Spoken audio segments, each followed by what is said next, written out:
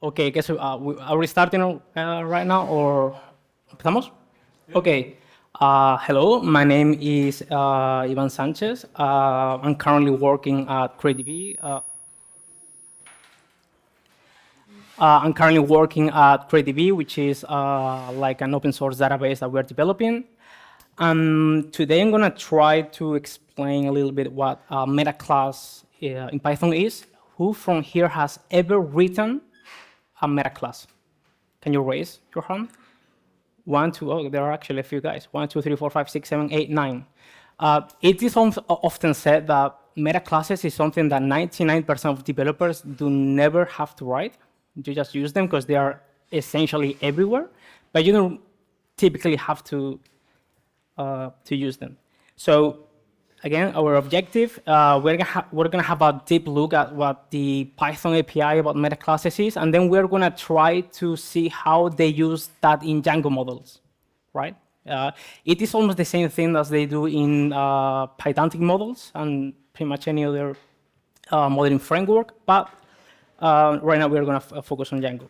Typically, when you write a class in Python, you write something like this. Right? You write the class, you write the initializer, you write a few functions, they receive self, you do some things, you do some other things, and that's about it. But if you look at closely to what you write when you write a Django model, you don't necessarily write standard methods, you write like columns in here, like in class attributes, and you also write a class inside a class. So it can be a bit weird to figure out what's actually going on. In this specific case, we use the class meta to specify meta options. For example, in Django, we have ordering or DB table. And we're going to have a look at how does this actually work or how it is implemented to work like that. But before we deep into Django, we have to understand how the Python model works. In Python, and maybe you have heard this before, everything is an object. Everything has an identity. By identity, we mean, in CPython, we mean an address in memory, a type, and a value. So we can just define a class, T, we can print it, and we get something. We can ask for the ID, we get this number, which represents the address in memory. We can instantiate that class, and we can do exactly the same thing. But now we get that it's an object of at some place in memory. You can also do the same with a function. You can declare a function, and you can print the very own function. And this allows us, a function being also an object, allow us to just pass it around and have higher order functions. That's actually how data decorators are implemented.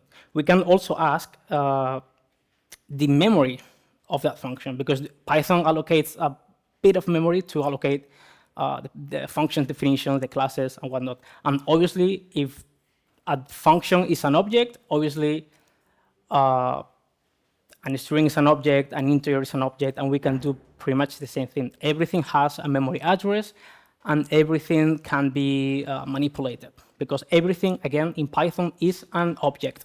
Even objects are objects, right? At some point, we get that circular behavior.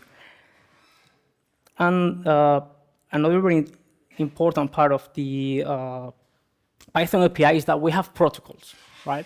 There are protocols that are already defined by, not by us, they are defined by the CPython implementation. And every object has some kind of protocols.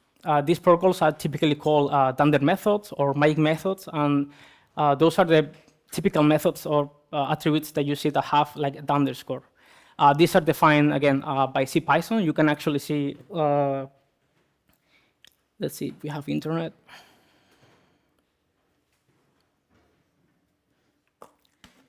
We do. Here we can see all the attributes that are defined. Let me make it. There we go. We can see all the attributes that are defined. Depending on which kind of attributes they are, they might be injected into some kind of objects or not, right? So, for example, we can take our object, which in this case is a function definition, and we can use dir, which enumerates all the attributes. And we can see that inside a function, we have all of these things. We have wrapper to print it, to get a representation. We have a get, we have a code. And code is very interesting because we can actually ask the very own function things about it. We can ask for call CO var names, which are the local variables inside the scope of that function. All of that is already defined, and you can see it right here. So the very important thing that I want you to understand here, that everything has protocols in Python, which means that everything has these special functions implemented. Typically, you don't call the dunder methods in your code, actually. In some cases, you can see that, but usually you will override them when you create classes. For example, we can create a class that's bird, and it has the dunder init. Init means initializer, and it's what initializes the classes. In this case, we just put self.canFly, and we can now instantiate the class and pass it whether it can fly or not. Another very interesting dunder method is the new, which is actually the constructor in Python. Typically, in other languages, we only have like one constructor, but in Python, we have the initializer and then the constructor. The init is not the constructor. It does not construct the class. We can do very wrong and immoral things here. For example, we have a class that's dog, and we are returning an instance of bird. That's very wrong. It's not the type that you're expecting, right? But you can do that. You can do whatever you want. Python allows you to break everything that you want, and we can see here that we initialize a dog. We print the dog, and we get that it's not a dog, it's a bird. And we can actually even access, obviously because we are working with a bird instance, we can check whether it can fly or not. You should never do that, but it can be sometimes helpful to decide what class you return. Some very interesting use cases, for example, when you are returning, when you are parsing HTML, you don't really know all the tags, so you can customize and create classes on the fly. If it is a div, if it is a p tag, you can do that very easily with this. Another very important part, and what will tie everything together, is that we have something very special in Python, which is type. Type, for us, in Python, is the king. Everything comes and ends in type. If you just put type, you will get that there is a class that's called type. If you look at the type of a string, you will get the class string. But if you look at the type of a string, you will get type. It is the same thing as doing type of a string. We get type. If we try to get the type of a simple class that we define, we also get type. This is because in Python, everything is an object, and also everything is an object because everything inherits, or better put, every object by default uses type as its meta class. And we still don't know what a metaclass is, right? I haven't still explained it, but we now know that the type is something that is there. Well, same thing as a function. Also, the type of a function, it's a type, because every object has type as its metaclass. And that's very important, because what is it that happens when we actually instantiate something? If, for example, we have Mike equals dog, there is a CPython struct that's called PyObject call. Call means that's been called. It's been called because it has the brackets, right? So what that function does is that it looks up the class's metaclass, which by default is type, and it gets its TP call method, and it calls that, right? So again, we have a class, we instantiate it, PyObject call extracts the call method, and the call method will be extracted from the metaclass, which in this case, it happens to be type. And then that thing is called. And what happens in the type call method? Well, it happens that it actually calls new, and then it calls init. So this is the reason why Python classes are constructed that way, because type call method calls new, and then init. And we can see this very easy here, because you would be very surprised by how easy it is to read the CPython code sometimes. This is the type call, all right? And we can see, well, first, this is very interesting. We can see that this is a special case because we saw earlier that you can use type to get the type of an object. And that's only because the type is a class that if it receives one attribute, it will return the type. But otherwise, it will be a constructor of a class. Type is a very niche and strange thing in Python.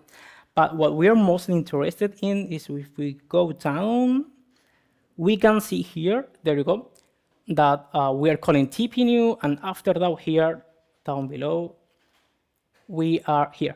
We are calling init.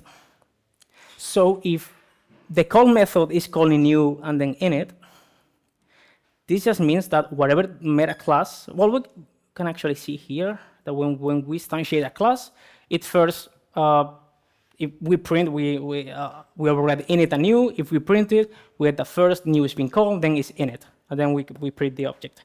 So if the call method is the actual mechanism into which we construct a class, can we break that?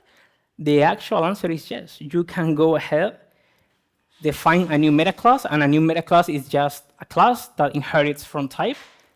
We override call, and let's not do anything. We just return. So there is no new and init being called. So we have this keyword that's called meta class. We can just say, hey, this is the meta class. So now type is not the meta class for this bird. And when we try to print it the same way as we did before, we get that call is being called, but we get a none. There is no class being constructed because we just broke the actual mechanism. So if you ask me what a meta class is, I would just say that a meta class is the machinery to create classes that Python gives you. Python gives you many things that you can play and override. There are all the things that you cannot play and override. For example, you cannot play, at least in C Python, you cannot override the memory allocation. You cannot do that. They don't allow you to do, unless you actually modify the C code. But they allow you to break this and change this. And this is very powerful because they give you a way to hook new behavior when you're constructing classes. So to recap so far, what is very interesting that you guys learn from here is that the default meta class for all objects in Python is type. The meta class for type is type. Again, also, it's like a circular thing. It's like if you ask who created God, a bigger God? No, it has to create itself, right? It has to be like that. You can create a class by inheriting from type. You can pass custom meta classes using the meta class keyword. And when a class is created, the types call method is executed, and that types method is what actually calls new and init. That's the mechanism. So why is this very interesting? What are the use cases for meta classes? If you look at the Python data model for meta classes, this is what's written. It says that the possibilities are boundless, and in reality, that's very true. Almost, I don't want to say almost everything, but if you look at the stdlib, all of the really nice features in Python that are written in Python, in some way they use meta classes. Right? Enums are implemented with meta classes. Abstract base classes, they are implemented with meta classes. There are a lot of things. I'm going to give you a couple of, before we dive into Django, I'm going to give you a few quick actual examples of meta classes usage. Has anyone ever used collections ABC? Does anyone know what that is? 1, 2, 3, 4, 5, 6, 7, 8. Okay, there are quite some of you that know that. So they are no longer in collections ABC. They are now in typing. But for example, what a mutable mapping is a class that Python gives you.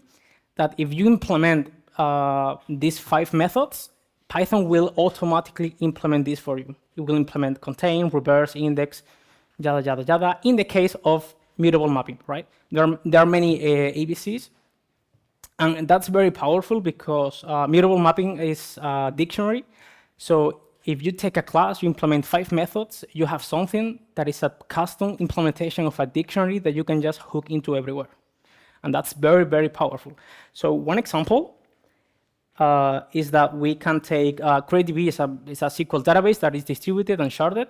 So we can just try to implement a dictionary in Python that is backed by a SQL sharded database. It's very easy to do. We just define our SQL dict. We inherit from mutable mapping. In the initializer, we just do something that we're probably all very familiar with. We create a class if it does not exist. When we iterate through it, we select it. We select all the rows, and we just either return an iter. The length is just a select count. Set item is an update. Cursor is a row count. It's all SQL, right? So now we can let's run this and see if it actually works. Okay, it works. And what is it that we are doing? We are, let me make it this bigger. We are creating a SQL date instance. It's the actual key of where the dictionary will be stored is Python. As any dictionary, we just set some values, participants to 2000, then 2001. We set attributes. We can iterate through .items. We have not implemented items. It was implemented for us. We can print all of that, and it works. We can see here that we get, maybe it's not too big, but it says it's Pythonic false, participants 2001, and we can see the values here. And if we actually go to localhost 420, if we do select from, what is the actual name? We said PyCon.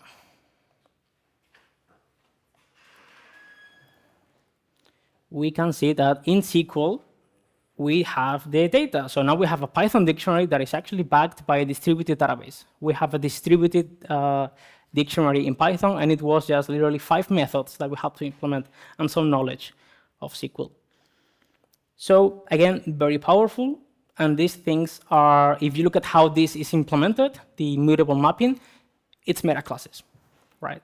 In the end, it all comes down to metaclasses. Do I have time? Yeah, I do have time. Another very quick example that I'm going to give you for free, it's a plugin system. And this one is very cool. Let's actually just, we're going to go through this briefly. We have a registry meta, all right? It's a meta class. We can ignore whatever it does. It's not important for now, because I just want to show you how powerful this can be. In the end, we have a music file, okay? It's a class that represents a music file. It could be an MP3, it could be an MP4. Now, this is the code that you would write usually in a framework. A user would come and would implement something actual that actually works. So the client library might come here. They might implement an MP3 file, and they just have to fill extensions and play, which is something that we defined beforehand. If we now we now have a registry.createFor. This method, we implemented it. And in the end, what we are doing is that when we create the class, we add that class to a list. So now we are automatically tracking which classes did implement our abstract class. So that's very powerful. We can now just implement things. We don't have to track anything. And we sort of get the dynamic dispatch for free, because we can now open the music. Open music just gets the actual class from that list that we appended beforehand on class creation time, and we can just play things. If we look at I think we can run it. PyCon plugin, there you go. Okay, there is no code, so it's up to me to write it. So for file in files, what we can do is that we get a handler. We open the music and we just pass the file.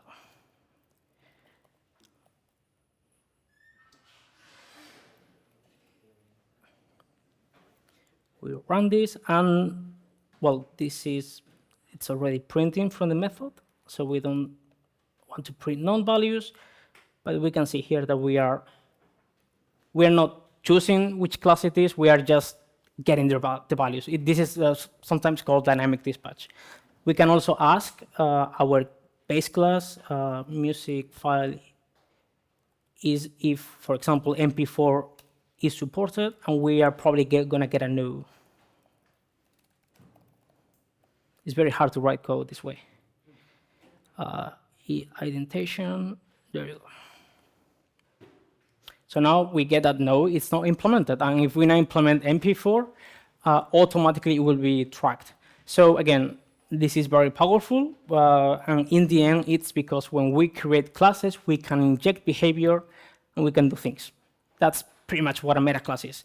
The complexity obviously gets harder and harder the more you start to customize behavior, but essentially that's all there is to it, to a meta class. So now you can answer this question on a Python interview. So now, finally, we are going to see what Django does, but we can probably now say that it probably does not, it's probably not too hard to understand. Again, we are creating a class. Before the class is created, we do stuff, nothing else.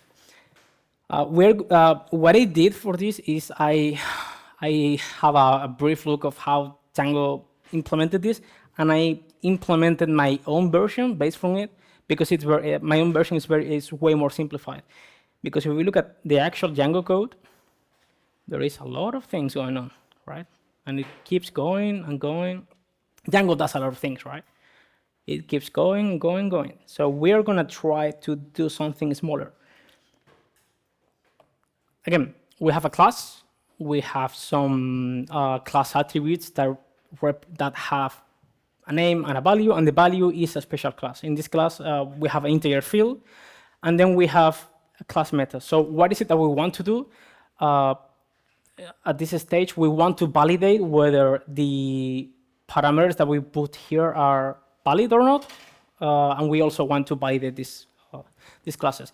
Django does very fancy things. For example, you can inherit from one model, you can inherit to another model, and you get the actual columns injected. It's very, very, very cool. But to keep it brief, we're going to implement a class column which implements Django fields, represents Django fields. A class meta options, we'll see this before, but you're going to see that it's not too complex. This is our meta class. So what is it that we do?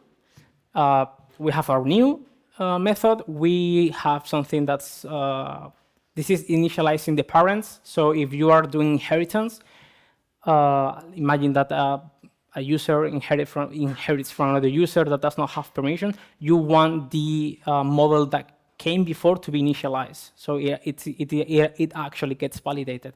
So very simple. We just go through all the bases of one class. And if it is not a parent, we just return it and we initialize it. By doing this, we just have every single class in the base change. We have initialized. And that's pretty much it. We also call super new, which is the same. It's a syntactic sugar for calling super. And we prepare the class. Very simple. We initialize the models that came before, and we prepare the class. And now we're going to see what preparing the class means. Preparing the class means that we get the meta class attribute, which is where we actually put the things. If you don't implement meta, we raise some exception. If we do have meta, we have this model meta class where we just pass things, where we actually pass the meta, the model, and then we set this class to be an attribute of that class. And then in this model meta options is where we actually validate whether the meta options are valid or not. So again, very simple. We just initialize all the parents, we get all the meta, create a class, validate it, and boom, that's our new class. Django does many more things. If there is a foreign key, it checks whether the foreign key is valid. It checks if the class has an app label, and if the app label is valid. It does many things, but the basic mechanism and structure is this. There is nothing else. It's just that it gets very complex because Django implements a lot of things. If you look at Pydantic code, how they do models, if you look at SQL Alchemy, how they do things, pretty much the same thing. They may change the name of a class or something, but it all comes down from the same thing. And in this example, we actually do implement meta. It has, in this case, DB table. Okay, we also implement inheritance. So if we have a class that's ordered, it has an ID. Order 2 has IDs that actually inherits from order. If we look at, if we initialize it and we look at the columns, I don't know if you can see it, we actually get both columns. And it gets, it also gets an, if the parameter in the class meta is not implemented correctly, it will raise an exception. But beyond anything that Django does, what I want you guys to fully understand is that, and I'm repeating myself, I think a lot, but it is what it is. We are just creating a class, and we have a point where we can inject behavior, and we do stuff in it. That's pretty much it. There is nothing else going on. All these examples, they work. They are simplified versions. They're on my GitHub, so if you guys want to have a look at it before. And yeah, and that's pretty much it. These are what metaclasses are in Python, and we use them everywhere.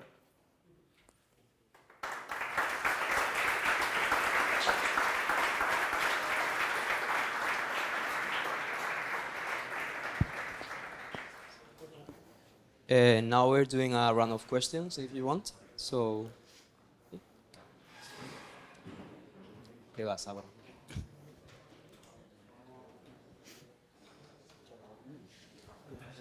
Hola, gracias por la charla. ¿Se escucha? Ah, sorry. I was speaking. I don't mind. Spanish. I can translate. Okay, English. Thanks for the talk. So you said like metaclasses are useful for injecting behavior into your own classes, or something like that. This sounds like inheritance, composition. When should you, or when do you use metaclasses instead of just basic inheritance or mixins?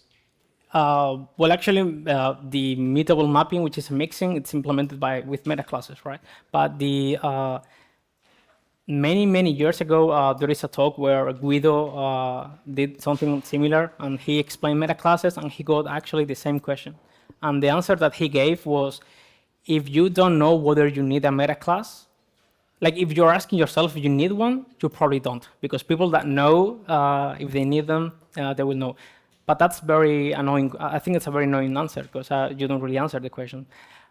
In the end, if you have a behavior that you cannot get in any other way besides injecting behavior at class creation time, you try to use that. It's a feature in Python that's very powerful, but the more powerful a feature is, the more things can go wrong and the more things can get complicated. But I think the cool thing about that is that it's a feature that's mostly used when you create frameworks, when you create libraries. So you can think a lot about repercussions on how you implement something. This is not something that people on their daily life will try to implement. I can give you an example of the last time I implemented one. A few months ago, I was working on the CreateDB driver for Django, and I wanted to implement extra options in the class meta, because they are already predefined, and you cannot really modify that. Django does not allow that. So you have to hack or try to inject behavior in some way. What I did was I created a meta class. I kind of did what Django does, which is creating all the meta, creating the model meta option, and then returning that to the callback. And I was able to implement customized options, because CreateDB has a few functionalities that need custom behavior, and I was able to do that with metaclasses. And again, if you are a core Python developer, you will see that many features, they have to use metaclasses. Enums are implemented with the metaclasses, abstract-based classes. Many Python built-ins are hooking behavior. In the end, it's something that's so basic, not basic, but it's something that's so fundamental for the Python data model, as we saw in the type, is that you cannot really escape from using them if you know that you want to use them. Obviously, if you're just doing some requests and simple things, you will never. Yeah, but it is also the same case with other advanced features like decorators. Do you ever want to write decorators? Mostly, you will not write them unless you are actually writing libraries and framework. You will just reuse whatever other people did. So, to answer the question, if you're writing libraries and you need them, just use them. Like I wouldn't avoid them at all. Is there any other question?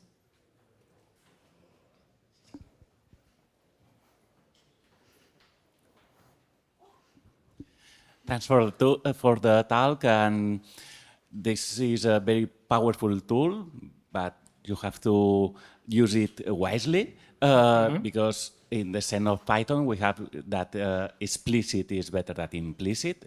Here there are a lot of implicit work when you create a class, but it's very powerful. But indeed, in Django, for instance, when you define an admin class, for instance, you have then to explicitly register to use that admin class. So I understand that you have to use it whether it's very necessary or not. If it's not.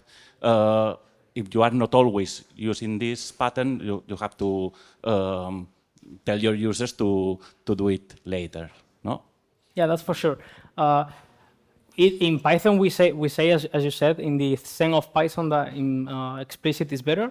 But if you actually look at how many things in the stdeliv are implemented, there is nothing explicit about them. Like there are a lot of magic involved. There are a lot of things that you can just write 2 lines and a million things happen. And that's implicit. That's happened. That's part of the API.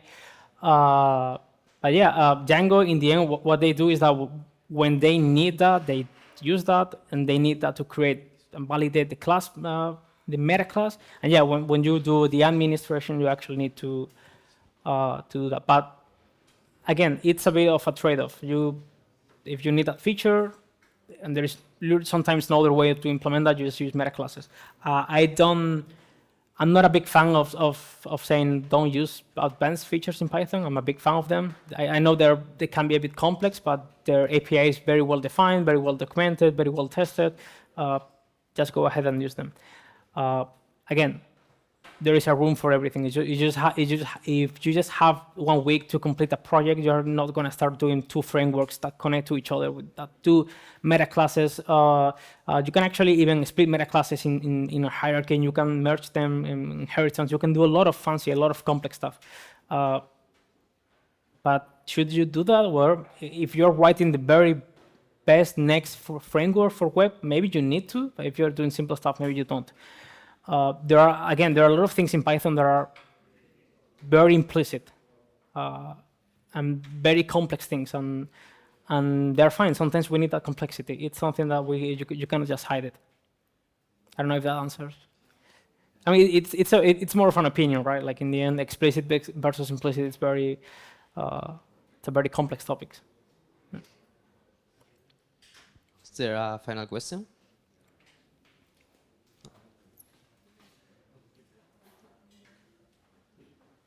No? All right, that's it. Thank you very much.